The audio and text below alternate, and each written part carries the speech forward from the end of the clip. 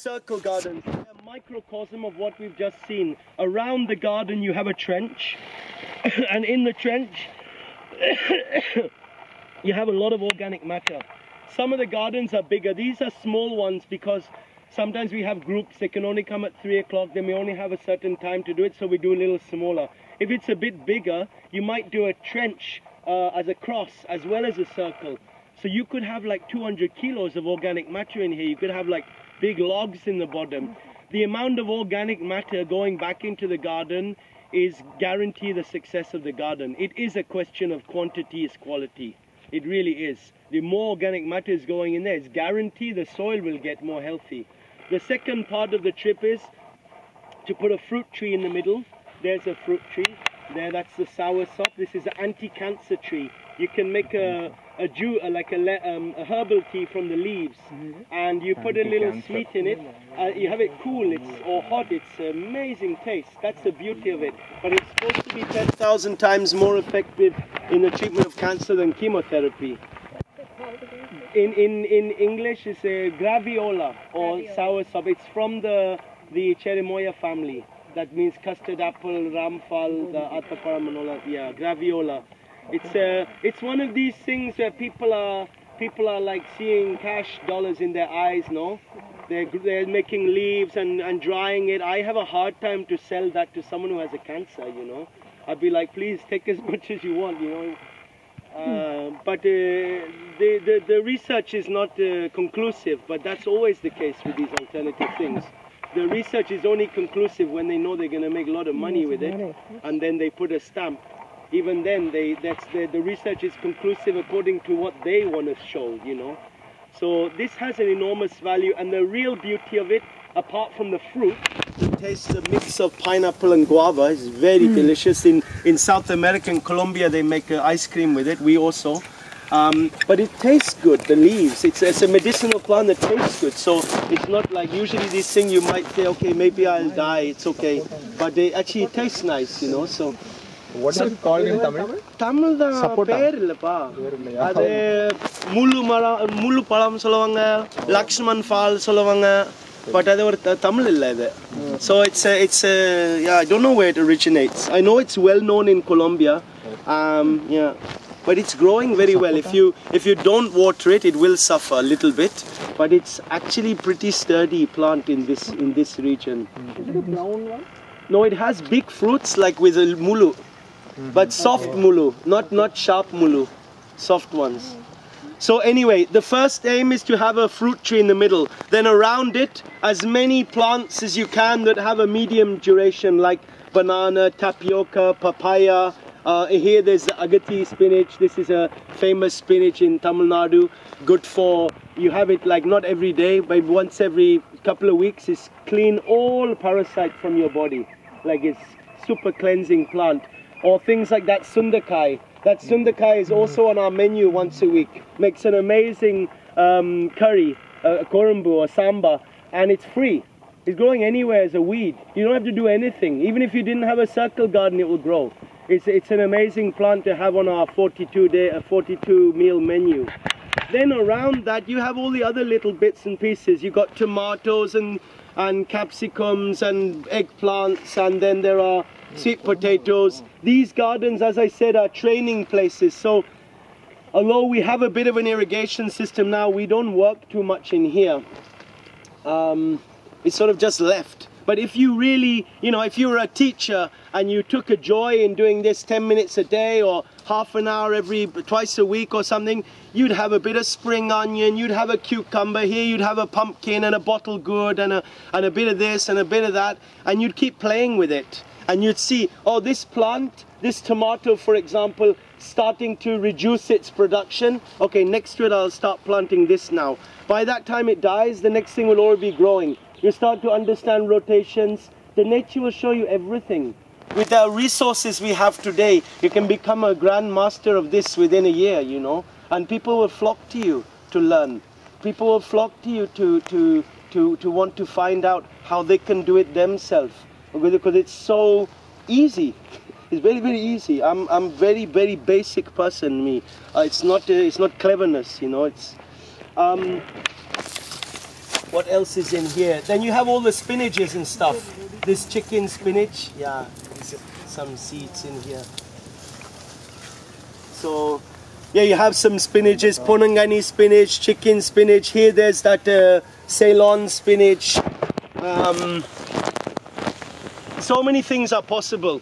Now, we are running a project like this in the town hall. So the town hall is our administrative center in Auroville. As you go in the back gate, if you ever go there, you'll see on the right there's a lawn, a couple of palm trees, some gardener giving some water, and then you think like, wow, okay, so that's what we impose on our Mother Nature, this very sterile version of nature. You look on the right, on the left-hand side, you see there's gardens like this. There's about 8 of these gardens, and there's not enough water, but it's still amazing. There are over 40 things growing in there.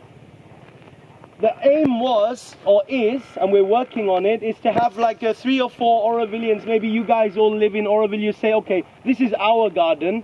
Every week we'll meet to do it, you know. Maybe you have to go to Chennai for 1 week. And then you say, okay, no problem, I'll bring some friends today. And maybe you guys say, I don't know, maybe this is in your house, forget the town hall. And you say, okay, Fridays, a bunch of friends, we meet, we'll harvest, we cook together.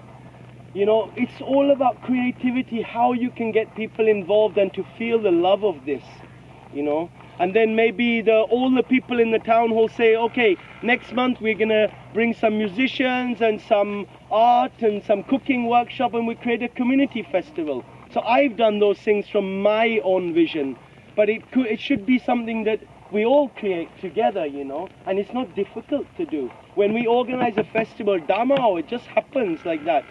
You just have to call the people. There's so much creativity and people want to do things together.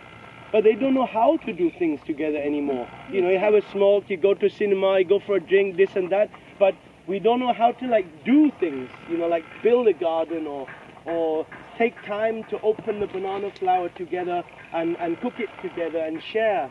So that's the value of this. The social value, it is massive. Imagine you're a farmer outside Chennai. Okay, you have a small little piece of land, and you make, say, 40 gardens like this, under ½ acre. I would say even ½ acre. Comfortably, you could have bigger than this, maybe like this size, you could have like 40 gardens. Then you make a poster, and you say, you want to reconnect with where your food comes from, culturally, socially, you know, nutritionally, blah, blah, blah, blah, all of that stuff. Rent your own garden. Every week as a farmer, I'll teach you how to do the garden. I'll guarantee it succeeds. That means the farmer knows how to get the irrigation together and this and that. I'll provide the plants, the seeds, all of that know-how. Within, you know, very quickly you have your own garden, and you can take everything from this garden. Once a month I'll also give you a cooking workshop. And then once a month maybe there would be some community gathering, maybe an eco-movie screening or a potluck picnic or God knows what. Maybe someone has certain skills and that community forms together. That would be an amazing thing. Imagine, I think that if I was a farmer, at least I would say, okay, give me 500 rupees a month and I'll give you 4 classes and I'll give you a garden. I think it's really nothing. But he has 40 gardens, that's 20,000 rupees a month. You know, this is what the starting, I don't know, maybe you guys will tell me that, but starting figure maybe for like someone who left the university, take an IT job, no? It's around that? No, something. It's what people look to as a sort of basic decent wage. The farmer is like down here. You know, that wage is like in the sky. That wage implies paying huge fees to do a master's degree, which I'm sure many of you know about that. You know, it implies conforming to a system that screws you, that wrings you from anything that's your individuality, you know. So the farmer is only valuing what's local. He's only valuing what's from his culture. He's only valuing things that will help people.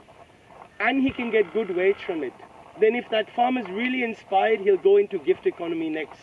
These things I'm talking about, gift economy and all, it's only coming to me because of this work. It's not like thinking now gift economy. It's something emerging as a natural result of doing this thing. I'm sure the farmer would come to those things, you know. But just within the paradigm that exists, valuing his local things, it's feasible for him to get a respectful wage. And considering that there's an epidemic of suicides because the farmers are told what to grow by government, government is concentrating on nutritional security. It's the 12th 5-year plan in the agriculture in India. That means 60 years of planning. And then this one, it's nutritional security. It's not possible through industrialized agriculture. It's not possible unless we know where our food comes and we have a direct relation. It's again a word, a concept that's actually probably going to profit some business people. It won't profit the farmer because there's no care about what that farmer is growing. They only care about the rice he's growing is how much GDP there is in Delhi, you know. There's no care about the local well-being. And until we start focusing on that, Auroville won't grow either. Auroville is not possible without this step. Absolutely, I'm absolutely convinced. It will remain a sort of like club. You know, if you have enough money, you can join, that sort of thing, you know, in a very negative way. There's a lot of other beautiful things, but on one paradigm, it's like that. One level, it's like that. So, that's the importance of these modules. Is there a difference in the way of watering for circular trench and a panel? Because the water That's nothing. You can do a rectangle, you could do a triangle if you like. No, the water is through the center towards the trench. No, we don't water in the trench. The trench is nothing but a vessel in which to return the organic matter. That's all the trench is. However, if this is my garden, this all I had, I'd start planting in the trench very quickly. And I would start then, the water would start going there and I would start spraying and this and that. You know, those are all technical things that when you really do it with your hands, you'll find your solutions, you know, what you need to do. Yeah. This can also be a beautiful system for wastewater. Like if you have a good clean organic soaps, like we make our own powder soap here. So at least in the cafe it's like that. So if you have a clean water coming in here, you could, and instead of a bed, you have a bowl. And then a trench, and then a big Varapu around the bowl, so the wastewater could come into the bowl. You know, then actually there's no watering even. So many things possible. Just grey water. Grey water, yes, grey water. Very, very possible to use. Yeah. The other water will freeze, so it takes up It depends what. Yeah, I think it depends on many things. I'm not very convinced with the chemicals that are in the soaps, you know. Yeah. Okay, yeah, in some places, yes, yeah. Some places, yeah. Anyway, so thank you for listening to my my tour. There's many other things to share, but that's what we can look at right now. Yeah, if you like to have the lunch, I would say that's better than my tour. Because it goes. Maybe we can stand over here. This is a weed that's an indicator that mustard will grow well here. It's from mustard family, no, these seeds. But I don't know what the value of this plant is itself. I'm very sure it has a very nice value in the Ayurveda. As far as a weed goes, it's very shallow rooted. It's not a problematic weed.